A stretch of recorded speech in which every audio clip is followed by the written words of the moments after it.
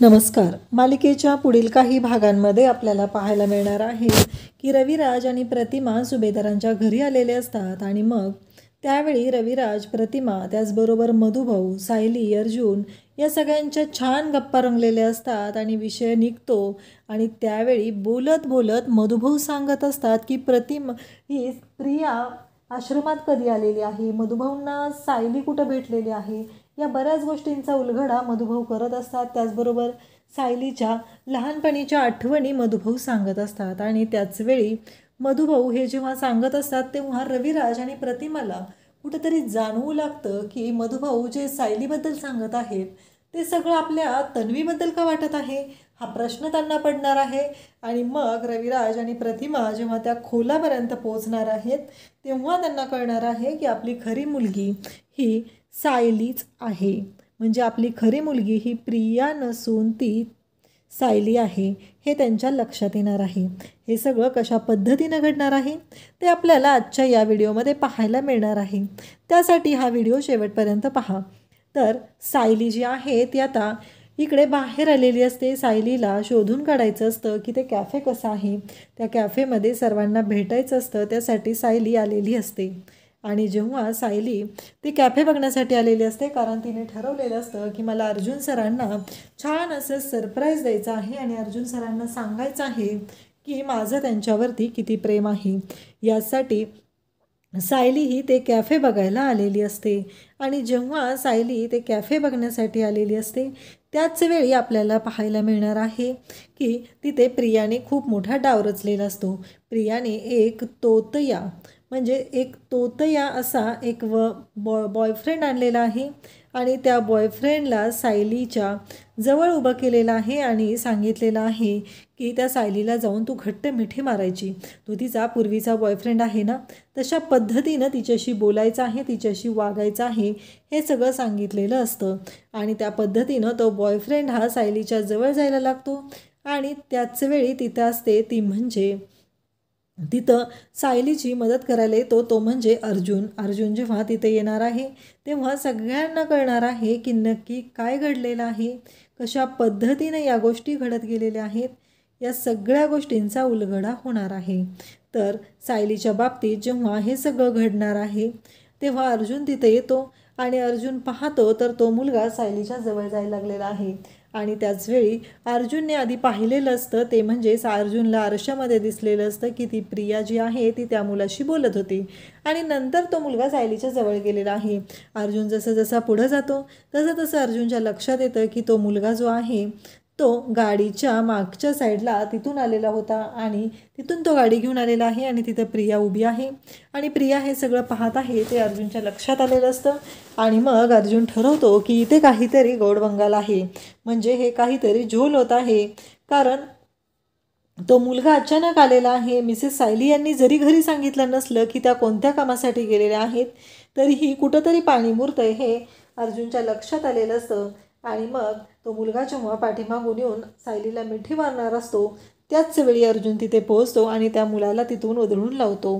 त्यानंतर आपल्याला पाहायला मिळणार आहे ते म्हणजे की सायलीने हे सगळं जे काही केलेलं आहे, म्हणजे सायलीने हे सगळं जे काही केलेलं आहे त्यामुळं सायली खुश झालेली असते. सायलीनं ठरवलेलं असतं की अर्जुन सर माझ्याबरोबर आलेले आहेत त्यामुळं मला कोणत्याही गोष्टीची काळजी करायची अजिबात गरज नाही. कारण सायलीला एकच माहिती असतं, कारण तिच्यासाठी तिचे अर्जुन सर किती महत्त्वाचे आहेत. अर्जुन सर म्हणजे तिचा जीव की प्राण आहे. आणि इकडे अर्जुन आणि सायली घरी येतात. मग सायली म्हणते की त्या कॅफेमध्ये जाण्यापेक्षा मी आमची रूम जी आहे ती सुंदर अशी डेकोरेट केली तर खूप छान होऊ शकतं, असा विचार सायली करते आणि ते सरप्राईज मी अर्जुन सरांना देऊ शकते, असा विचार सायलीच्या डोक्यात आलेला असतो. आणि सायली म्हणू लागते की बरोबर आहे, मला असंच काहीतरी केलं पाहिजे. आणि मग सायलीने तसा विचार केलेला असतो आणि सायली त्याच पद्धतीने ठरवते. कारण आता सायलीला अर्जुनला प्रपोज करायचं असतं. घरातले सगळे मात्र सायली आणि अर्जुनवर खूपच बारीक लक्ष ठेवून असतात. त्यांचं इतकं बारीक लक्ष असतं ना की सायली आणि अर्जुनमध्ये काय घडतं आहे या सगळ्या गोष्टींवर त्यांना लक्षच ठेवायचं असतं. अशा पद्धतीनं घरातील सर्वजण लक्ष ठेवत असतात. आणि त्याचबरोबर इकडे आपल्याला पाहायला मिळतं की सायली मात्र खूपच खुश असते आणि सायलीचा हा आनंद पाहून तर प्रतिमाला धक्काच बसलेला असतो आणि त्याहीपेक्षा धक्का बसलेला असतो तो म्हणजे कल्पनाला. कल्पना ही आलेली आहे, तिच्या भावाची तब्येत चांगली झालेली आहे आणि त्यानंतर कल्पना आलेली असते आणि त्याचबरोबर कल्पना सायलीला म्हणते, काय झालं सायली, आज काय विचित्र, काय वेगळं काय घडलं आहे का? तेव्हा सायली म्हणते, नाही हो आई, असं ती बोलत असते. तेव्हा कल्पना म्हणते, नाही तसं काय असेल तर कळू दे मला. पण सायली विचार करत असते की आईंना कसं सांगणार आहे की मला यांना प्रपोज करायचं आहे. एकतर आम्ही यांना सगळ्यांना सांगितलेलं आहे की आमचं लव्ह मॅरेज आहे आणि मी आता कसं काय सगळ्यांना सांगू शकते की मी आता अर्जुन सरांना प्रपोज करणार आहे. हे सगळं सायलीच्या डोक्यात सुरू झालेलं असतं आणि मग सायली आता फुल प्लॅन करते की अर्जुनला प्रपोज करण्याचा. त्यासाठी सायलीने रूममध्ये खूप छान असं डेकोरेशन केलेलं असतं, खूप सुंदर असं डेकोरेशन तिनं केलेलं असतं आणि त्याचबरोबर सायली ही अर्जुनला प्रपोज करते. अर्जुनला सायलीनं प्रपोज केलेलं असतं आणि त्याहीपेक्षा मोठी गोष्ट घडते ती म्हणजे आता रविराज आणि प्रतिमाही आलेले असतात, सगळेजण तिथं असतात. मग मधुभाऊ वगैरे सगळे बोलत असतात. सायलीने अर्जुनला प्रपोज केलेलं असतं, दोघांनी एकमेकांना प्रेमाची कबुली दिलेली असते आणि त्यानंतर दोघंजण एकमेकांशी त्यांच्याशी बोलत एकमेकांना प्रेमाची कबुली देऊन झाल्यानंतर ते दोघंजण खाली आलेले असतात आणि सायली अर्जुन दोघंही खुश असतात. मग त्याचवेळी रविराज आणि मधुभाऊ बोलत असतात. रविराजला मधुभाऊ म्हणतात की खरंच आज ना मला तुमचंही खूप कौतुक वाटतंय. मान्य मला सुरुवातीला तुम्ही माझी केस घेतलेली होती, नंतर तुम्हाला वेगळं काहीतरी वाटलं किंवा काही मिसअंडरस्टँडिंग झाले त्यामुळं तुम्ही माझी केस सोडलेली होती, पण माझ्या जावे बापूंना तुम्ही जी मदत केलेली आहे त्यासाठी खरंच मी तुमचे आभार मानत आहे. हे सगळं बोललं जात असतं आणि त्याचबरोबर इकडे मधुभाऊ म्हणतात की खरंच मला ना कौतुक वाटते. मग सायलीकडे पाहून रविराज म्हणतात की मला ना सायली जेव्हा बोलत असते ना तेव्हा प्रश्न पडतो की ही मुलगी एवढं छान कशी काय बोलत आहे, हिचं बोलणं पाहावत राहावं असं वाटत आहे. तेव्हा ते म्हणतात की त्यामागचं रिझन मला आता कळतं, ते म्हणजे तुमच्यामुळं. पण मला एक कळत नाही आहे की तुम्ही माझ्या प्रिया तन्वीवरती संस्कार का नाहीत केले. मधुभाऊ म्हणतात, हे बघा मी सगळ्यांवर संस्कार केले, म्हणजे मी माझ्या आश्रमातल्या सगळ्या मुलांवर संस्कार केले, सगळ्यांना अगदी माझ्याकडे जे आहे ना माझ्याकडची झोळी अगदी भरून मी त्यांना दिलेली आहे. परंतु कसं असतं माहिती आहे ना, काही जण त्यातलं घेतात आणि काही जण घेत नाहीत, त्यापैकी ती आहे. पण मला एक ना कळत नाही आहे, मी तुम्हाला आणि प्रतिमाताईंना पाहतो तेव्हा मला नेहमी शंका येते, ती म्हणजे की ही तुमची मुलगी कशी असू शकेल. कारण मला कळतच नाही आहे की ती तुमची मुलगी कशी असेल.